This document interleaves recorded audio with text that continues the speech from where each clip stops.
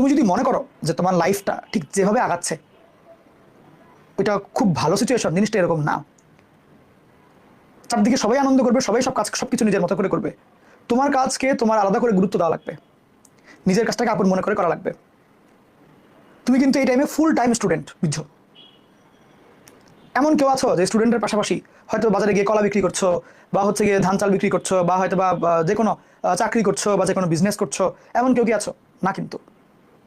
তারপরেও কিন্তু তোমাদের পড়ার সময় হয় না। খেয়াল করে দেখো, এরকম হয় না যে দিনে তুমি 12-14 ঘন্টা পড়লা?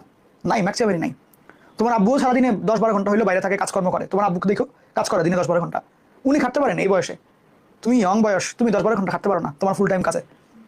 তো এই হলো বিষয় আসলে, যে তোমার যে কাজ সেটা তোমাকে দায়িত্বের সাথে করতে হবে। আমি যদি তোমার জন্য চিন্তা করতে পারি এইভাবে, তুমি নিজে তোমার জন্য চিন্তা করতে পারো না। বুঝতে পারছো? সো এটা মেনে চলো, হিসাব করে চলো।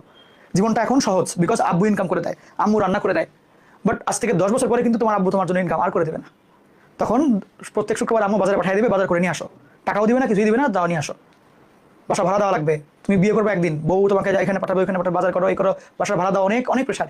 বুঝছো জীবনে? সো লাইফে সিরিয়াস হওয়া লাগবে।